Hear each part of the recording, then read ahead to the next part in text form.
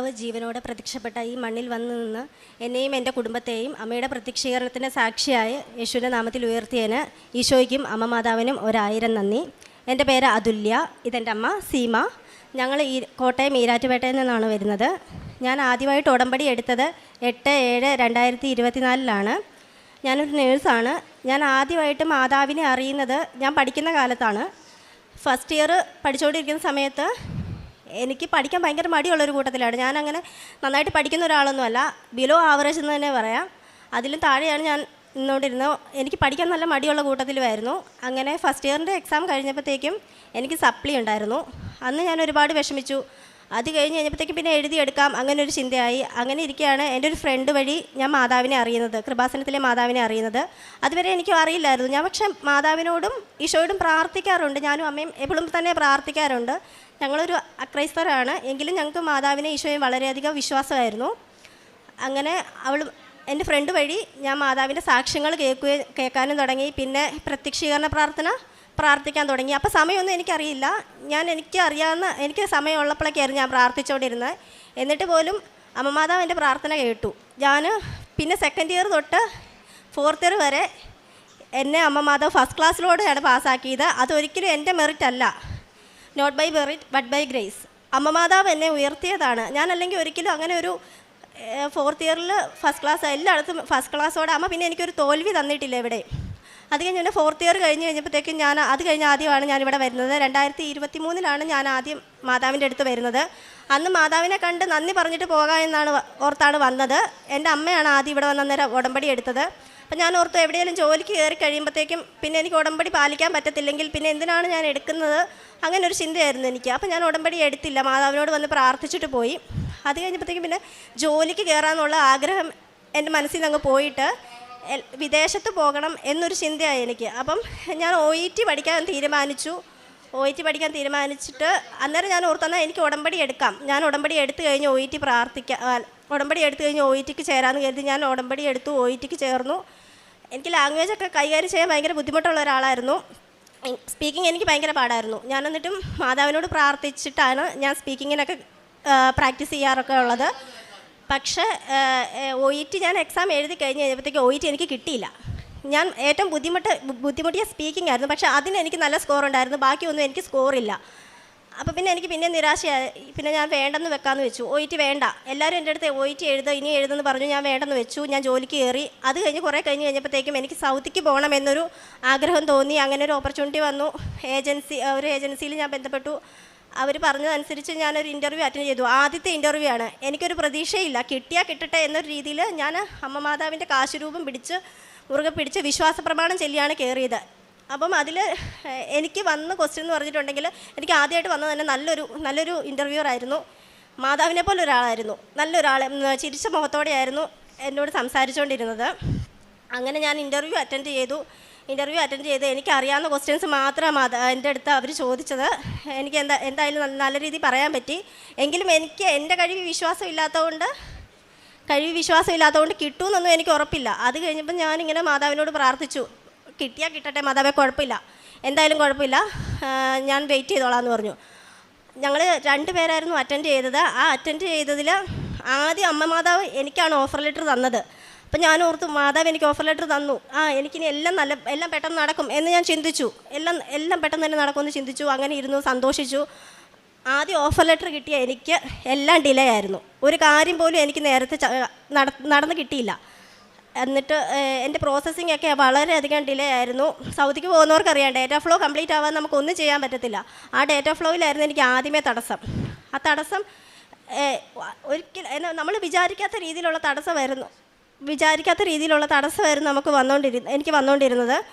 1 മാസം അല്ല അതിന് താഴെ കംപ്ലീറ്റ് ആവേണ്ട ഡേറ്റ ഫ്ലോ ആണ് എനിക്ക് കംപ്ലീറ്റ് ആയത്. 2 മാസം എടുത്താണ് എനിക്ക് ഡേറ്റ ഫ്ലോ കംപ്ലീറ്റ് ആയത്. അപ്പോഴെല്ലാം ഞാൻ മാതാവിനോട് പ്രാർത്ഥിക്കും. ശനിയാഴ്ച ദിവസം കൂടാതെ ഞാൻ ഉപവാസം എടുത്ത് പ്രാർത്ഥിക്കാൻ തുടങ്ങി. വചനം ഒരുപാട് എടുത്ത് പ്രാർത്ഥിക്കാൻ തുടങ്ങി. ഞാൻ എപ്പോൾ വചനം എടുത്താലും മാതാവ് എനിക്ക് ഉത്തരം തരാറുണ്ട്. അതെനിക്ക് വലിയൊരു അനുഗ്രഹമായിട്ടാണ് തോന്നിയത്. എന്നിട്ട് പിന്നെ ഞാൻ എൻ്റെ ഡേറ്റ ഫ്ലോ എനിക്ക് കംപ്ലീറ്റ് ആവാൻ വേണ്ടി ഞാൻ ഉപവാസം എടുത്ത് പ്രാർത്ഥിച്ചു. എൻ്റെ ഡേറ്റ ഫ്ലോ എനിക്ക് കംപ്ലീറ്റ് ആയി കിട്ടി. അത് കിട്ടിയെങ്കിലും എല്ലാം ഏറ്റവും അവസാനമാണ് എനിക്ക് കിട്ടിയത്. പിന്നെ എലിജിബിലിറ്റി കഴിഞ്ഞാലേ നമുക്ക് എക്സാം എഴുതാൻ പറ്റത്തുള്ളൂ. അങ്ങനെ എലിജിബിലിറ്റിയും എനിക്ക് ലേറ്റായിട്ട് തന്നെയാണ് അതെല്ലാം കംപ്ലീറ്റ് ആയത്. ഞാൻ എക്സാം എനിക്ക് ആഗ്രഹിച്ച ഒരു ഡേറ്റിൽ തന്നെ കിട്ടി. സെപ്റ്റംബർ 17-നാണ് ഞാൻ എക്സാം എഴുതിയത്. അതും ചെന്നൈയിൽ കിട്ടണമെന്ന് എനിക്ക് ആഗ്രഹമായിരുന്നു. ചെന്നൈയിൽ തന്നെ എനിക്ക് ഡേറ്റ് കിട്ടി. അവിടെ ഞാൻ പോയി ഉടമ്പടി തൈലവും കാശ് രൂപം എല്ലാം ഉപ്പും എല്ലാം കൊണ്ടായിരുന്നു ഞാൻ അന്നേരം എക്സാം എഴുതാൻ പോയത്. സാക്ഷ്യത്തിലൊക്കെ കേൾക്കുന്ന പോലെ എനിക്കൊരു അടയാളം വേണമെന്ന് ഞാൻ മാതാവിനോട് പ്രാർത്ഥിച്ചു. മാതാവ് എൻ്റെ കൂടെ ഉണ്ടെങ്കിൽ മാതാവ് എനിക്കൊരു അടയാളം തരണമെന്ന് ഞാൻ പ്രാർത്ഥിച്ചു. അപ്പം ഞാൻ അങ്ങോട്ട് എക്സാം ഹോളിലോട്ട് കയറി കഴിഞ്ഞപ്പോഴത്തേക്കും അവിടെയുള്ള മാഡംസ് എല്ലാം ഗ്രേ കളറായിരുന്നു അവരുടെ യൂണിഫോം. അതെനിക്ക് വല്ലാത്തൊരു ആത്മവിശ്വാസം ഉണ്ടാക്കി. എൻ്റെ കൂടെ മാതാവ് ഉണ്ടെന്ന് ഞാൻ ഉറച്ചു വിശ്വസിച്ചു. ഞാൻ ഉടമ്പടി ഉപ്പ് കൊണ്ടാണ് എക്സാം ഹോളിൽ കയറിയത്. സിസ്റ്റത്തിൻ്റെ താഴെ ടേബിളിൽ ഞാൻ ഉടമ്പടി ഉപ്പ് വിതറി പ്രാർത്ഥിച്ചു. വിശ്വാസപ്രമാണം ചൊല്ലിയാണ് ഞാൻ പ്രാർത്ഥിച്ചത്. സിസ്റ്റം തുറന്നു. എക്സാം തുടങ്ങി. ഞാൻ എക്സാം ഓരോന്ന് അറ്റൻഡ് ചെയ്ത് തുടങ്ങി കഴിഞ്ഞപ്പോഴത്തേക്കും ആദ്യം ഒന്നും വലിയ കുഴപ്പമില്ല. പിന്നെ ആയപ്പോഴത്തേക്കും എനിക്ക് ഭയങ്കര പാടായി തുടങ്ങി. ഞാൻ നോക്കിയ ടോപ്പിക്കൊന്നും വരുന്നില്ല. വേറെ എന്തൊക്കെയോ രീതിയിലുള്ള ക്വസ്റ്റ്യൻസാണ് വരുന്നത്.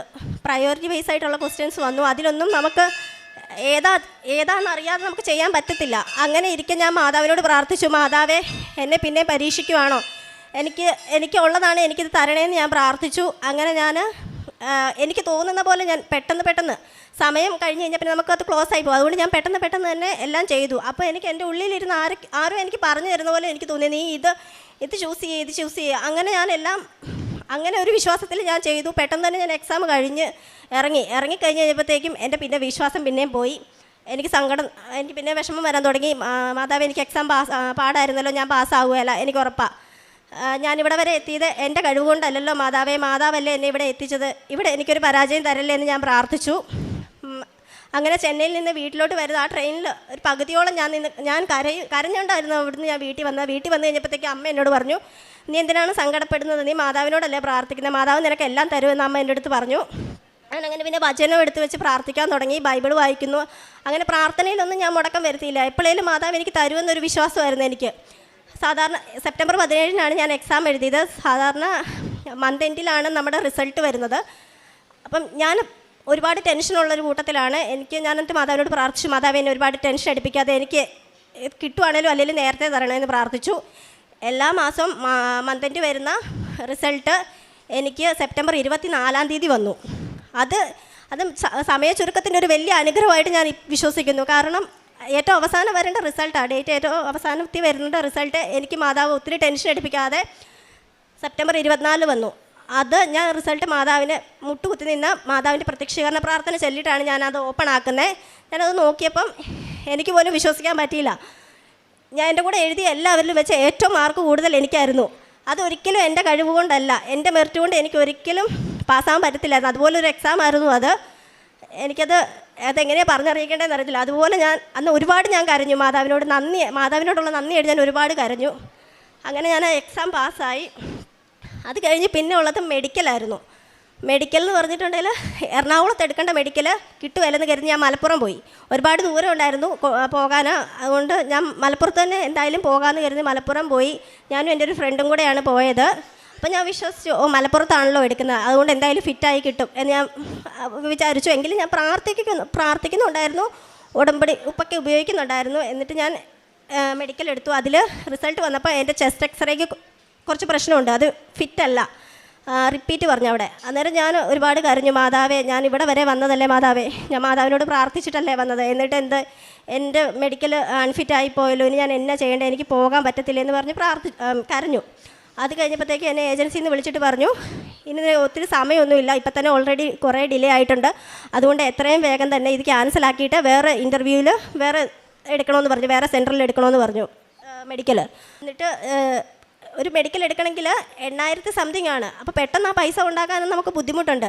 അത് കഴിഞ്ഞ് അങ്ങനെ പ്രാർത്ഥിച്ചുകൊണ്ടിരുന്നപ്പം എൻ്റെ മനസ്സിൽ എനിക്ക് തോന്നി, എന്തായാലും ഇവിടെ വരെ മാതാവ് എന്നെ എത്തിച്ചു, അതുകൊണ്ട് ഒന്നും കൂടെ എനിക്ക് ഒരു മെഡിക്കലും കൂടെ എടുക്കാം എന്ന് കരുതി ഞാനത് ക്യാൻസലാക്കിയിട്ട് എല്ലാം പുത്തനായിട്ട് ഒരു മെഡിക്കലും കൂടെ എടുത്തു. അതും മലപ്പുറം തന്നെയായിരുന്നു. അന്ന് എനിക്ക് ഇതിപ്പോൾ അൺഫിറ്റ് ആയതുകൊണ്ട് എനിക്ക് നല്ല പേടിയുണ്ടായിരുന്നു. ഞാൻ മെഡിക്കൽ സെൻറ്ററിൽ ചെന്നിരുന്ന് ജപമാല ചൊല്ലി പ്രാർത്ഥിച്ചു, വിശ്വാസപ്രമാണം ചൊല്ലി ഉടമ്പടി സാക്ഷ്യം കേട്ടുകൊണ്ടിരുന്നു, അതുപോലെ തന്നെ ഉടമ്പടി ധ്യാനവും കേട്ടുകൊണ്ടിരുന്നു. ഞാൻ മാതാവിനോട് പ്രാർത്ഥിച്ചു, മാതാവേ ഈ ചെസ്റ്റ് എക്സ്റേ എൻ്റെ ആയിരിക്കല്ലേ, മാതാവിൻ്റെ ആയിരിക്കണേ എടുക്കണേ, എൻ്റെ ആകല്ലേ, എൻ്റെ ആണെങ്കിൽ എനിക്കിത് കിട്ടൂല, അതെനിക്ക് ഉറപ്പാണ്, എൻ്റെ രക്തമാവല്ലേ അവിടെ ടെസ്റ്റ് ചെയ്യാൻ എടുക്കുന്നതെന്ന് ഞാൻ പ്രാർത്ഥിച്ചു മാതാവിനോട്. എന്നിട്ട് എപ്പോഴും താമസിച്ചാണ് റിസൾട്ട് വരാറുള്ളത്. അന്നത്തെ ദിവസം എൻ്റെ റിസൾട്ട് പെട്ടെന്ന് വന്നു. അവരെന്നെ വിളിച്ചിട്ട് പറഞ്ഞു എൻ്റെ മെഡിക്കൽ ഫിറ്റാണ്. അതെല്ലാം മാതാവിൻ്റെ ഒരു വലിയ അത്ഭുതമാണ് എൻ്റെ ജീവിതത്തിൽ. അതുപോലെ ഒരുപാട് അത്ഭുതങ്ങളായിരുന്നു പിന്നെ നടന്നുകൊണ്ടിരുന്നത്.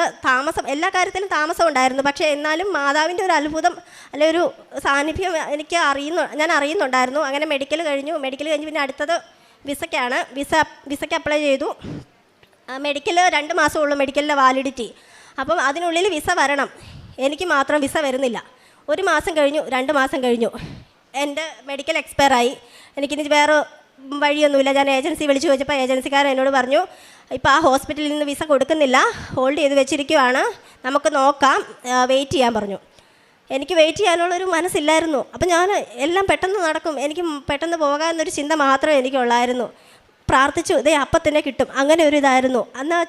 അത് കഴിഞ്ഞപ്പോഴത്തേക്കും തൊട്ട് ഞാൻ എൻ്റെ പ്രാർത്ഥന കൂട്ടാൻ തുടങ്ങി, ഉപവാസം കൂട്ടാൻ തുടങ്ങി. പറയുന്ന പോലെ പത്രങ്ങളൊക്കെ ആദ്യം കൊടുക്കാൻ എനിക്ക് മടിയായിരുന്നു. അതെല്ലാം എനിക്ക് തന്നെ മാറി. ആ മടിയൊക്കെ തന്നെ മാറി. ഞാൻ തന്നെ സന്തോഷത്തോടെ എല്ലാവർക്കും കൊടുക്കാൻ തുടങ്ങി, പ്രാർത്ഥിച്ച് കൊടുക്കാൻ തുടങ്ങി. അത് കഴിഞ്ഞപ്പോഴത്തേക്കാണ് എൻ്റെ മെഡിക്കൽ കഴിഞ്ഞപ്പോഴത്തേക്ക് റീമെഡിക്കലിൽ പിന്നെ വന്നു, ഡേറ്റ് വന്നു. ആ മെഡിക്കൽ എനിക്ക് മാതാവിൻ്റെ അനുഗ്രഹത്തിൽ ഫിറ്റായി. എൻ്റെ വിസയ്ക്ക് പിന്നെ അപ്ലൈ ചെയ്തു. എൻ്റെ ഫ്രണ്ടിന് വിസ വന്നു, എന്നിട്ടും എനിക്ക് വിസ വരുന്നില്ല. ഞാൻ മാതാവിനോട് പ്രാർത്ഥിച്ചു, മാതാവേ ഞാൻ ഉടമ്പടിയിലല്ലേ, ഉടമ്പടി എടുക്കാത്ത എല്ലാവർക്കും ഇതേ എല്ലാം കിട്ടുന്നു, എനിക്ക് മാത്രം എന്നാ മാതാവേ ഒന്നും കിട്ടാത്തേ, അമ്മ മാതാവിന് എന്നെ ഇഷ്ടമില്ലേ, അമ്മ മാതാവിൻ്റെ മകളല്ലേ ഞാനെന്ന് ചോദിച്ച് അമ്മയോട് പ്രാർത്ഥിച്ചു. ഞാൻ എപ്പോഴും മാതാവിനോട് സംസാരിക്കുന്നത് എൻ്റെ അമ്മയോട് സംസാരിക്കുന്ന പോലെയാണ്. ഞാൻ അമ്മയുടെ മകളല്ലേ എന്ന് ചോദിച്ചാൽ ഞാൻ മാതാവിനോട് സംസാരിക്കാറുള്ളൂ. എന്നിട്ട് അപ്പോഴൊന്നും എനിക്ക് അടയാളങ്ങളൊന്നും കിട്ടുന്നില്ല. ഞാൻ വചനം എടുത്തപ്പോഴാണേലും എനിക്കൊന്നും മനസ്സിനൊരു സന്തോഷമൊന്നും കിട്ടുന്നില്ല. അങ്ങനെ ഞാൻ പിന്നെയും ഒരുപാട് പ്രാർത്ഥിച്ചു. പ്രാർത്ഥനയിൽ നിന്ന് പോകാൻ എനിക്ക് തോന്നിയിട്ടില്ല. ഞങ്ങളൊരു ഹിന്ദു ആയതുകൊണ്ട് തന്നെ എല്ലാവരും പറയും, കൃപാസനത്തിൽ പോയിട്ട് ഇത്ര നീ പ്രാർത്ഥിച്ചു, നീ എന്തോരം പ്രാർത്ഥിക്കുന്ന കൊച്ചാ, നിനക്ക് എന്തെങ്കിലും കിട്ടുന്നുണ്ടോ, ഒന്നും കിട്ടുന്നില്ലല്ലോ, അല്ലെങ്കിൽ നീ നിങ്ങളുടെ വിശ്വാസത്തിൽ പ്രാർത്ഥിക്കുക, അങ്ങനെയൊക്കെ പറഞ്ഞവരുണ്ട്. അപ്പോഴൊക്കെ ഞാൻ ഒരുപാട് സങ്കടപ്പെട്ടു. ഞാൻ മാതാവിനെ മാത്രം, ജീവനുള്ള ഈശോയിൽ ഉയർത്തെഴുന്നേറ്റ് ഈശോയിൽ വിശ്വസിക്കുന്നു, അമ്മ മാതാവിൽ വിശ്വസിക്കുന്നു, എന്നിട്ട് എനിക്ക് മാത്രം എന്താ ഇങ്ങനെ ഒരു വിഷമം വരുന്നതെന്ന് ഞാൻ പ്രാർത്ഥിച്ചു, അമ്മയോട് ചോദിച്ചു. അത് കഴിഞ്ഞപ്പോഴത്തേക്കും ഫെബ്രുവരി 2 എൻ്റെ വിസ എനിക്ക് വന്നു. അത് ഞാൻ ഒട്ടും പ്രതീക്ഷിച്ചില്ല ആ വിസ എനിക്ക് വരുമെന്ന്. ഫെബ്രുവരി 2 എനിക്ക് വിസ വരില്ല എന്ന് കരുതി ഫെബ്രുവരി 2 ഞാൻ വേറൊരു ഏജൻസിയിൽ ബന്ധപ്പെട്ട് ഒരു ഇൻ്റർവ്യൂ അറ്റൻഡ് ചെയ്യാൻ വേണ്ടി തയ്യാറെടുത്തോണ്ടിരിക്കുമായിരുന്നു. അപ്പം ഞാൻ മാതാവിനോട് ഫെബ്രുവരി 1 തലേദിവസം ഫെബ്രുവരി 1 മാതാവിനോട് ചോദിച്ചു, മാതാവ് എനിക്കായിട്ട് ഇത് വെച്ചേക്കുന്നതാണെങ്കിൽ എനിക്ക് വേറൊരു ഇൻ്റർവ്യൂ അറ്റൻഡ് ചെയ്യാൻ വരരുത്, എനിക്കിത് തരണം. 1 മണിക്കാണ് എൻ്റെ ഇൻ്റർവ്യൂ. ആ 1 മണിക്ക് മുമ്പ് അമ്മ മാതാവ് എനിക്കൊരു അടയാളം തന്ന് എൻ്റെ ടിക്കറ്റിൻ്റെ വിസയുടെ കാര്യത്തിൽ എന്തെങ്കിലും ഒരു അടയാളം എനിക്ക് തരണമെന്ന് ഞാൻ പ്രാർത്ഥിച്ചു. അത് കഴിഞ്ഞ് ഫെബ്രുവരി 2 ഒരു 12:15 ആയപ്പോഴത്തേക്കും എന്നെ ഏജൻസിയിൽ നിന്ന് വിളിച്ചിട്ടുണ്ട്. ഞാൻ അങ്ങോട്ട് തിരിച്ച് വിളിച്ച് കഴിഞ്ഞപ്പോഴത്തേക്കും അവരെൻ്റെ അടുത്ത് പറഞ്ഞു, അതുലയുടെ വിസ വന്നിട്ടുണ്ട്, സന്തോഷമായില്ലേ എന്ന് ചോദിച്ചു. എനിക്ക് അവരുടെ അടുത്ത് ഒന്നും പറയാൻ പറ്റില്ല, കാരണം എനിക്ക് അത്രമാത്രം സന്തോഷമുണ്ടെന്ന് ഞാൻ മാതാവിൻ്റെ അടുത്ത് നിന്ന് ആദ്യമേ പറഞ്ഞത്. മാതാവിനോട് പ്രാർത്ഥിച്ചു, മാതാവിൻ്റെ അടുത്ത് നിന്ന് കരഞ്ഞ് പ്രാർത്ഥിച്ച് മാതാവിനോട് നന്ദി പറഞ്ഞു. അത് കഴിഞ്ഞ് കഴിഞ്ഞപ്പോഴത്തേക്കും പിന്നെയും എല്ലാം തടസ്സമാണ്, എനിക്കൊന്നും പെട്ടെന്ന് കിട്ടിയിട്ടില്ല. ടിക്കറ്റിൻ്റെ കാര്യമാണെങ്കിലും ടിക്കറ്റ് എല്ലാവർക്കും, എൻ്റെ ഫ്രണ്ട്സിനൊക്കെ വന്നു ടിക്കറ്റ്, എന്നിട്ടും എനിക്ക് വരുന്നില്ല. അവർക്കൊക്കെ 7 ദിവസം അല്ലെങ്കിൽ 10 ദിവസം കൊണ്ട് വരുന്ന ടിക്കറ്റ് എനിക്ക് 7 ദിവസം കഴിഞ്ഞു, 10 ദിവസം കഴിഞ്ഞു, എന്നിട്ടും 15 ദിവസം കഴിഞ്ഞു, ടിക്കറ്റ് വരുന്നില്ല. ഞാൻ ഏജൻസിക്കാരോട് ചോദിക്കുന്നുണ്ട്. അപ്പോൾ അവർ പറയും ഇന്ന് വരും, നാളെ വരും എന്ന് പറയും. എനിക്ക് പുറത്തിറങ്ങാൻ തോന്നുന്നില്ല, കാരണം പുറത്തിറങ്ങിക്കഴിഞ്ഞാൽ എല്ലാവരും എന്നോട് ചോദിക്കും, കൊച്ചേ നീ പഠിച്ചിറങ്ങിയിട്ട് വീട്ടിൽ തന്നെ ഇരിക്കുവാണോ, നിനക്കൊന്നും ആയില്ലേ, അങ്ങനെ ചോദിച്ചാൽ ഞാൻ ഒരുപാട് സങ്കടപ്പെട്ടു, കരഞ്ഞ ഒരുപാട് രാത്രികളുണ്ട്. എനിക്ക് ഭക്ഷണം കഴിക്കാൻ പോലും തോന്നിയിട്ടില്ല. അതെല്ലാം വേണ്ടെന്ന് വെച്ച് ഞാൻ മാതാവിനോട് ഒരുപാട് പ്രാർത്ഥിച്ചു. മാതാവേ, പഠിച്ചിറങ്ങിയ ഒരാളാണ് ഞാൻ, ഇത്രയും കഷ്ടപ്പെട്ടാണ് എൻ്റെ വീട്ടുകാരെന്നെ പഠിപ്പിച്ചത്, അവർക്ക് വേണ്ടി ഒന്നും ചെയ്യാൻ പറ്റാതെ ഞാൻ ജീവിക്കുന്നത് എന്തൊരു ജീവിതം, അങ്ങനത്തെ ഒരു ജീവിതം എനിക്ക് വേണമെന്നില്ല എന്നൊക്കെ വരെ പ്രാർത്ഥിച്ചു. അങ്ങനെയൊക്കെ എനിക്ക് ആ സമയത്ത് എനിക്ക് തോന്നിയ കാര്യങ്ങളെല്ലാം ഒരു അമ്മയോടെന്ന് പറയുന്ന പോലെ ഞാൻ മാതാവിൻ്റെ അടുത്ത് പറഞ്ഞു. അങ്ങനെ ഇരിക്കെ എനിക്ക് എൻ്റെ ഏജൻസിയിൽ നിന്ന് വിളിച്ചിട്ട് എന്നോട് പറഞ്ഞു, നിൻ്റെ ടിക്കറ്റ് ഉടനെ വരും, 12-ാം തീയതിക്കത്തേക്കൊക്കെ വരും, നീ ടെൻഷനൊന്നും ആവണ്ട എന്നൊക്കെ എൻ്റെ അടുത്ത് പറഞ്ഞു. എന്നിട്ടും എനിക്ക് ഏജൻസിയിൽ ഒരു വിശ്വാസമില്ല, കാരണം 1.5 വർഷമായിട്ട് ഇവർ ഇത് തന്നെയാണ് പറയുന്നത്. ഒരാൾ സൗദിക്ക് പോകാൻ വെയിറ്റ് ചെയ്യേണ്ടത് ഒരു 6 മാസമാണ്. ഞാൻ വെയിറ്റ് ചെയ്തത് 1.5 വർഷമാണ് എൻ്റെ സൗദിക്ക് പോകാൻ വേണ്ടി ഞാൻ വെയിറ്റ് ചെയ്തത്. അവിടെയെല്ലാം എനിക്ക് തടസ്സങ്ങൾ മാത്രമായിരുന്നു ഉണ്ടായത്. എനിക്ക് ഏക പ്രതീക്ഷ എന്ന് പറഞ്ഞാൽ എൻ്റെ മാതാവ് എൻ്റെ കൂടെ ഉണ്ടെന്ന്, എപ്പോഴേലും എനിക്കത് സാധിച്ചു കിട്ടും, അത് നല്ലതിനായിരിക്കും എന്ന് ഞാൻ ഉറച്ച് വിശ്വസിച്ചായിരുന്നു പ്രാർത്ഥിച്ചുകൊണ്ടിരുന്നത്. അങ്ങനെ ഇരിക്കെ എനിക്ക് പെട്ടെന്ന് സാക്ഷ്യങ്ങളൊക്കെ കണ്ടു കഴിഞ്ഞപ്പോഴത്തേക്ക് എവിടെയോ ഒരു സാക്ഷ്യം കണ്ടപ്പം 1000 മണി ജപമാല എൻ്റെ മനസ്സിൽ വന്നു. അന്നേരം തൊട്ട് എനിക്ക് 1000 മണി ജപമാല ചെല്ലണം എന്ന് എൻ്റെ മനസ്സിൽ ഇങ്ങനെ പറയാൻ തുടങ്ങി. എനിക്കറിയത്തില്ല 1000 മണി ജപമാല എനിക്കറിയാം, പക്ഷേ 1000 മണി ജപമാല എങ്ങനെയാണ് ചെല്ലേണ്ടതെന്ന് എനിക്കറിയത്തില്ല. ഞാൻ യൂട്യൂബിൽ നോക്കി അത് പഠിച്ചു. ഞാൻ എന്നിട്ട് മാതാവിനോട് പറഞ്ഞു, മാതാവേ ഞാൻ 9 ദിവസം ചെല്ലും 1000 മണി ജപമാല. അതിനുള്ളിൽ എനിക്കൊരു അടയാളം, എൻ്റെ ടിക്കറ്റ് തന്നില്ലെങ്കിലും കുഴപ്പമില്ല, ടിക്കറ്റിനൊരു അടയാളം എനിക്ക് തരണം മാതാവെന്ന് പ്രാർത്ഥിച്ചു. അങ്ങനെ പ്രാർത്ഥിച്ച് ഞാൻ അന്നത്തെ ദിവസം, അതായത് 1000 മണി ജപമാല ചെല്ലുന്ന ദിവസങ്ങളിലെല്ലാം ഞാൻ നോയമ്പെടുത്തിട്ടായിരുന്നു ചെല്ലിക്കൊണ്ടിരുന്നത്. അത്ര വിശുദ്ധിയോടെ ചെല്ലണമെന്ന് എനിക്ക് വലിയൊരു ആഗ്രഹമായിരുന്നു. അത് കഴിഞ്ഞ് ഞാൻ എന്നിട്ട് ഈശോയുടെ മാതാവിനോട് പറഞ്ഞു, മാതാവേ ഈശോയുടെ എഴുന്നേൽപ്പ് മാസമാണിത്, ഏപ്രിൽ 5 ഈസ്റ്ററാണ്. ഈസ്റ്ററിൻ്റെ സമ്മാനമായിട്ട് എൻ്റെ ടിക്കറ്റിനൊരു അടയാളം, എൻ്റെ ടിക്കറ്റിൻ്റെ കാര്യത്തിൽ എന്തെങ്കിലും ഒരു സന്തോഷം എനിക്ക് തരണേന്ന് ഞാൻ പ്രാർത്ഥിച്ചു. അത് കഴിഞ്ഞ് ഞാൻ മാതാവിനോട് പറഞ്ഞു, മാതാവേ ഞാൻ 1.5 വർഷമായിട്ട് ഞാൻ ഇതിൻ്റെ പേര് കരയുന്നു, എൻ്റെ കരച്ചിലൊന്നും കേൾക്കുന്നില്ല ആരും. ഞാൻ 1.5 വർഷമായിട്ട് പ്രാർത്ഥിച്ചു. എൻ്റെ ഉടമ്പടി ഏപ്രിൽ 14-ാം തീയതി കഴിയും. അതിന് മുമ്പ് അമ്മ മാതാവ് എനിക്കിത് തന്നില്ല എങ്കിൽ ഞാൻ മാതാവിനോട് ഇനി ഇതിനെപ്പറ്റി പറയത്തില്ല എന്ന് ഞാൻ പറഞ്ഞു മാതാവിൻ്റെ അടുത്ത്. ഇനി ഞാൻ പ്രാർത്ഥിക്കത്തില്ല, കാരണം എനിക്കിതുള്ളതല്ല എന്നാണല്ലോ അതിൻ്റെ അർത്ഥം. അതുകൊണ്ട് ഞാൻ ഇനി പറയത്തില്ല മാതാവേ, ഞാൻ ഇനി ഉടമ്പടിയിൽ അമ്മയുടെ കൂടെ നിൽക്കേണ്ട എന്ന് അമ്മയുടെ തീരുമാനമെങ്കിൽ എനിക്കത് മനസ്സിലാക്കി ഏപ്രിൽ 14-ന് മുമ്പ് എൻ്റെ ടിക്കറ്റ് വന്നില്ല എങ്കിൽ പിന്നെ മാതാവിനെ ഞാൻ ശല്യപ്പെടുത്തത്തില്ല എന്നൊക്കെ പറഞ്ഞു. അത് കഴിഞ്ഞ് 1000 മണി ജപമാല ഞാൻ ചൊല്ലിക്കൊണ്ടിരിക്കുന്ന സമയത്തെല്ലാം ഇതെല്ലാം കഴിയുമ്പോൾ ഞാൻ മാതാവിനോട് പ്രാർത്ഥിക്കും, മാതാവേ ഒരടയാളം ഇന്ന് തരണേ. അന്നൊന്നും എനിക്ക് തന്നില്ല. 5-ാമത്തെ പ്രാവശ്യം ചൊല്ലി 6, 7 ഒക്കെ ആയി. അത് കഴിയുമ്പോഴത്തേക്ക് ഈസ്റ്റർ ഏപ്രിൽ 5. അപ്പം ഞാൻ ഈശോയോട് ചോദിച്ചു, ഈശോയെ എനിക്കൊരു സമ്മാനമായിട്ട് തരുന്നില്ല എൻ്റെ ടിക്കറ്റ്, അല്ലെങ്കിൽ എന്തെങ്കിലും ഒരു അടയാളം തരുന്നില്ല എന്ന് ഞാൻ ചോദിച്ചു കഴിഞ്ഞപ്പോഴത്തേക്കും അന്ന് എനിക്കൊന്നും നടന്നില്ല. ഈ എല്ലാ സങ്കടങ്ങളും എനിക്ക് തന്നെങ്കിൽ പോലും മാതാവ് എനിക്ക് വേണ്ടി നല്ലത് വെച്ചിട്ടുണ്ടായിരുന്നു. അതുകൊണ്ട് അങ്ങനെ ഞാൻ 5-ാം തീയതി കഴിഞ്ഞ് 6-ാം തീയതി ആയപ്പോൾ ഞാനിങ്ങനെ ഓർത്ത് ഒന്നും വന്നില്ലല്ലോ. അത് ഞാൻ ഇങ്ങനെ ചുമ്മാ ഇരിക്കും, ഫോണിൽ ഇങ്ങനെ നോക്കിക്കഴിഞ്ഞപ്പോഴത്തേക്കും എൻ്റെ ഏജൻസിയിൽ തന്നെ വിളിച്ചിട്ടുണ്ട്. ഞാനങ്ങനെ ഫോൺ തുറന്ന് നോക്കിക്കഴിഞ്ഞപ്പോഴത്തേക്കും അവരെൻ്റെ അടുത്ത് പറഞ്ഞത്, അതുല്യയുടെ ടിക്കറ്റ് വന്നു, ഏപ്രിൽ 14 അതുല്യയുടെ ഡേറ്റ്, അത് 14 പോകേണ്ടത്. ഞാൻ മാതാവിനോട് ഡേറ്റ് ഇട്ട് പ്രാർത്ഥിച്ചത് ഏപ്രിൽ 14 മുമ്പ് അമ്മയുടെ സന്നിധിയിൽ എൻ്റെ ടിക്കറ്റും കൊണ്ട് എനിക്ക് വരാൻ പറ്റണമെന്നാണ് പ്രാർത്ഥിച്ചത്. അതുപോലെ തന്നെ അമ്മ മാതാവ് സമയ ചുരുക്കത്തിൻ്റെ അടയാളത്താൽ എനിക്ക് എൻ്റെ ടിക്കറ്റ് ഏപ്രിൽ 14-ാം തീയതി തന്നു. അതുപോലെ തന്നെ എനിക്ക് എൻ്റെ ടിക്കറ്റ് ഇഷ്യൂ ചെയ്തത് ഞാൻ മാതാവിനോട് ചോദിച്ചതുപോലെ ഈസ്റ്ററിൻ്റെ സമ്മാനമായിട്ട് ഏപ്രിൽ 5-ന് തന്നെയാണ് എൻ്റെ ടിക്കറ്റ് എനിക്ക് ഇഷ്യൂ ചെയ്തത്. മാതാവിനോട് ഞാൻ ചോദിച്ച ഏതൊക്കെ ഡേറ്റാണോ ആ ഡേറ്റിൽ തന്നെയാണ് മാതാവ് എനിക്ക് തന്നത്. ഏപ്രിൽ 5 എൻ്റെ ഈസ്റ്റർ സമ്മാനമായിട്ട് എൻ്റെ ടിക്കറ്റ് ഇഷ്യൂ ചെയ്തു. ഏപ്രിൽ 14 എൻ്റെ ഉടമ്പടി തീരുന്നതിന് മുമ്പ് എൻ്റെ അമ്മ എനിക്ക് ടിക്കറ്റ് തന്ന് ആ ടിക്കറ്റും കൊണ്ട് എനിക്കിവിടെ ഒന്ന് സാക്ഷ്യം പറയാൻ പറ്റി. ഇതൊരു വലിയൊരു അനുഗ്രഹം എനിക്ക് എൻ്റെ ജീവിതത്തിൽ കിട്ടാനില്ല. ഇതിൽ കൂടുതൽ എന്ത് നന്മ എന്ത് വലുത് എനിക്ക് വന്നാലും അമ്മ മാതാവ് ഈ തന്നതിൻ്റെ അത്ര ഒരിക്കലും വരത്തില്ല. അത് നേരത്തെ കിട്ടി. അതുപോലെ തന്നെ ഞാൻ മാർച്ച് 1-ന് എനിക്കറിയാവുന്ന എൻ്റെ കുറച്ച് ഫ്രണ്ട്സിന് ടിക്കറ്റ് വന്നു. അപ്പം എനിക്ക് വന്നിട്ടില്ല. അപ്പം ഞാൻ പ്രാർത്ഥിച്ചു, മാതാവിനോട് ചോദിച്ചു, മാതാവേ എനിക്കെന്താ ടിക്കറ്റ് വരാത്തത്, ബാക്കിയുള്ളവർക്കൊക്കെ ടിക്കറ്റ് വന്നല്ലോ, അപ്പോൾ എനിക്കിനി പോകാൻ പറ്റത്തില്ലേ എന്ന് മാതാവിനോട് ഞാൻ ചോദിച്ചു. അത് കഴിഞ്ഞപ്പോഴത്തേക്കാണ് ഈ യുദ്ധം വന്നത്. ആ മാർച്ച് 1-ാം തീയതി പോകാനിരുന്നവരുടെ എല്ലാവരുടെയും ടിക്കറ്റ് ക്യാൻസലായി. ഞാൻ ഉടമ്പടി എടുത്ത ഒരാളാണ്. ഞാൻ ഇവിടെ വന്ന് എൻ്റെ ടിക്കറ്റ് മാർച്ച് 1-ന് വന്നു എന്ന് പറഞ്ഞ് സാക്ഷ്യം പറയുമായിരുന്നെങ്കിൽ ആ സാക്ഷ്യത്തിന് ഒരു വിലയില്ലെന്നായി പോയേനെ. അതുകൊണ്ട് മാതാവ് എന്നെ ആ സമയത്ത് എനിക്ക് ടിക്കറ്റ് തന്നില്ല. മനഃപൂർവ്വം മാതാവ് എനിക്ക് തരാത്തതാണ്. എനിക്ക് നല്ലൊരു ഡേറ്റിൽ തന്നെ മാതാവ് ഞാൻ ആഗ്രഹിച്ചതുപോലെ തന്നെ ഏപ്രിൽ 14-ന് എനിക്ക് തന്നു. അതാണ് ഞാൻ ആഗ്രഹിച്ച കാര്യം. പിന്നെ ഞാൻ പോകുന്നത് സൗദിക്കാണ്. എൻ്റെ ഹോസ്പിറ്റലിൽ പല ബ്രാഞ്ചുണ്ട്. Dammam, Riyadh. ദമാമിലൊക്കെ ഭയങ്കര തിരക്കുള്ളത്. അപ്പം ഞാൻ മാതാവിനോട് വലിയ ആഗ്രഹിച്ചെന്ന് ചോദിച്ചല്ല, ചുമ്മാ ചോദിച്ചു, മാതാവേ എനിക്ക് ദമാം വേണമെന്നില്ല, പിന്നെ മാതാവിൻ്റെ ഇഷ്ടം അതാണെങ്കിൽ എനിക്ക് തന്നേരം, എനിക്ക് റിയാദാണ് താല്പര്യം എന്ന് പറഞ്ഞു. എൻ്റെ ടിക്കറ്റ് വന്നപ്പോൾ ഞാൻ നോക്കി, എനിക്ക് റിയാദ് തന്നെയാണ് കിട്ടിയേക്കുന്നത്, ദമാമിലല്ല എനിക്ക് കിട്ടിയേക്കുന്നത്. ഈശോയ്ക്കും അമ്മയ്ക്കും 1000 നന്ദി എനിക്ക് ഈ അനുഗ്രഹം തന്ന്. പിന്നെ എനിക്ക് പറയാനുള്ള രോഗസൗഖ്യത്തെക്കുറിച്ചാണ്, എൻ്റെ അമ്മയ്ക്ക് കിട്ടിയ രോഗസൗഖ്യത്തെക്കുറിച്ചാണ് പറയുന്നത്. എൻ്റെ അമ്മയ്ക്ക് ചെസ്റ്റിലൊരു തടിപ്പുണ്ടായിരുന്നു. അത് ഈ ഉടമ്പടി എടുത്തു കഴിഞ്ഞ് പിന്നെയാണ് അത് കണ്ടുപിടിച്ചത്. ഞങ്ങൾ ആശുപത്രി കൊണ്ടേ കാണിച്ചു കഴിഞ്ഞപ്പോഴത്തേക്കും അവിടുന്ന് അവർ പറഞ്ഞത് അത് നമുക്ക് ഡൗട്ട് ഉള്ളത് കൊണ്ട് നമുക്ക് ക്ലിയർ ചെയ്യാൻ വേണ്ടി നമുക്കത് ബയോപ്സി ചെയ്യാം എന്ന് പറഞ്ഞു. അങ്ങനെ ബയോപ്സി എന്ന് കേൾക്കുമ്പോൾ എല്ലാവർക്കും പേടിയാണല്ലോ. ഞങ്ങൾക്ക് കിട്ടിയ ഡേറ്റ് എന്ന് പറഞ്ഞാൽ ഡിസംബർ 7 അമ്മയുടെ പ്രത്യക്ഷീകരണത്തിൻ്റെ ദിവസത്തിലാണ് ഞങ്ങൾക്ക് ടെസ്റ്റിനുള്ള ഡേറ്റ് കിട്ടിയത്. 2:30 സമയമായിരുന്നു. അപ്പോൾ തന്നെ ഞാൻ വിശ്വസിച്ചു അമ്മയ്ക്ക് ഒരു കുഴപ്പമില്ലെന്ന് വിശ്വസിച്ചു. അങ്ങനെ റിപ്പോർട്ട് വന്നു, അമ്മയ്ക്ക് ഒരു കുഴപ്പമില്ല, നോർമലായിട്ടുള്ള റിസൾട്ടാണ് കിട്ടിയത്. അതുപോലെ തന്നെ 14 വർഷമായിട്ട് അമ്മയുടെ ഇടത്തെ കാലിൻ്റെ മുട്ടിന് മണ്ടയിൽ ഒരു തടിപ്പുണ്ടായിരുന്നു. ആ തടിപ്പ് 14 വർഷമായിട്ട് ആയതുകൊണ്ട് തന്നെ അവർ വലുതായതുകൊണ്ട് അവർ പറഞ്ഞു ഇത് നമുക്ക് ഓപ്പറേഷനിലൂടെ റിമൂവ് ചെയ്തിട്ട് നമുക്കത് ബയോപ്സിക്ക് അയക്കണമെന്ന് പറഞ്ഞു. അന്നും ഞങ്ങൾ ഇതുപോലെ ഒരുപാട് പ്രാർത്ഥിച്ചു. വിശുദ്ധ തൈലവും ഉപ്പും ഉപയോഗിച്ചാണ് പ്രാർത്ഥിച്ചുകൊണ്ടിരുന്നത്. വിശുദ്ധ തൈലം കൊണ്ട് ഉപ്പും കൊണ്ട് ഞങ്ങൾക്ക് ഒരുപാട് രോഗസൗഖ്യങ്ങൾ വന്നിട്ടുണ്ട്. ആ റിസൾട്ട് വന്നു. ആ റിസൾട്ടിലും അമ്മയ്ക്ക് ഒരു കുഴപ്പമില്ല. പിന്നെ ഉള്ളത് എനിക്ക് കിട്ടിയ രോഗസൗഖ്യമാണ്. എനിക്ക് ഈ പറയുന്ന പോലെ തന്നെ എൻ്റെ ചെസ്റ്റിൽ ഒരു തടിപ്പ് എനിക്ക് പെട്ടെന്ന് ഇങ്ങനെ ചുമ്മാ നോക്കിയപ്പോൾ വന്നു, എനിക്ക് അനുഭവപ്പെട്ടു. ഞാൻ ഈ മാതാവിനോട് പ്രാർത്ഥിച്ച് തൈലം ഉപയോഗിക്കാറുണ്ടായിരുന്നു എന്നും. പിന്നെ ഹോസ്പിറ്റലിൽ കൊണ്ടേ കാണിച്ച് കഴിഞ്ഞപ്പോഴത്തേക്കും അവർ പറഞ്ഞു നമുക്കൊരു ഡൗട്ട് വെച്ചുകൊണ്ടിരിക്കേണ്ട, നമുക്ക് എന്തായാലും ഒരു USG ചെയ്ത് നോക്കാം.